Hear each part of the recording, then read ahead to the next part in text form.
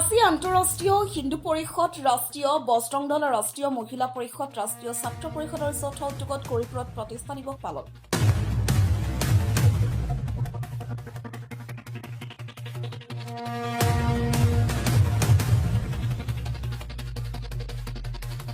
আমি সকলোৱে মিলি প্ৰতি বছৰে ২৪ জুন তাৰিখে প্ৰতিষ্ঠা দিৱস পালন কৰাৰ লগতে হনুমান চালিচা পাঠ কৰোঁ। গোটেই অসমৰ লগতে ধুবুৰী জিলা গৌৰীপুৰ বামুণপাৰা গাঁৱত একত্ৰিত হৈ প্ৰতিষ্ঠা দিৱস পালন কৰোঁ। সেই ধুবুৰীবাসী ৰাইজক আহ্বান জনাইছোঁ, ৰাষ্ট্ৰীয় বজৰং দলক সহায় কৰক আৰু হিন্দুক সুৰক্ষিত কৰক।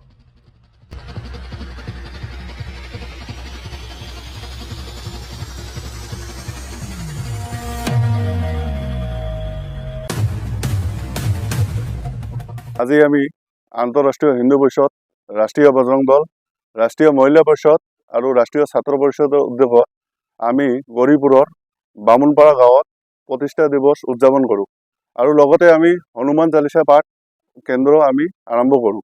আমাৰ প্ৰতি বছৰে ২৪ জুন তাৰিখে আমাৰ আন্তঃৰাষ্ট্ৰীয় হিন্দু পৰিষদ আৰু ৰাষ্ট্ৰীয় বজৰং দলৰ প্ৰতিষ্ঠা দিৱস উপলক্ষে ভাৰতবৰ্ষৰ বিভিন্ন ঠাইৰ লগতে অসমৰ বিভিন্ন ঠাইতো আমাৰ এই উৎসৱ পালন কৰা হয়।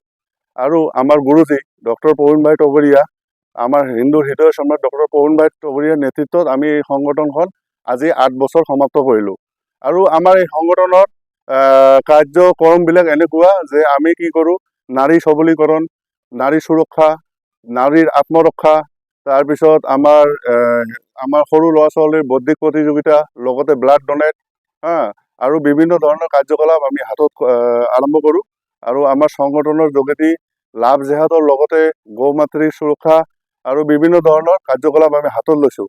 আৰু আজি এই শুভখনত আপোনালোকৰ মাধ্যমত মই অসমৰ বিভিন্ন হিন্দু সনাতনীসকলৰ লগতে ধুবুৰী জিলাৰ বিভিন্ন ধৰণৰ হিন্দু সনাতনীসকলক অনুৰোধ জনাইছোঁ যে আপোনালোকে আমাৰ লগত সহযোগ কৰক, সহযোগ কৰি নিজৰ জাতি মাটি ভেটি ধৰ্ম ৰক্ষা কৰক আৰু আমাৰ লগত সহায় সহযোগিতা কৰক। জয় শ্ৰীৰাম, জয় শ্ৰীৰাম।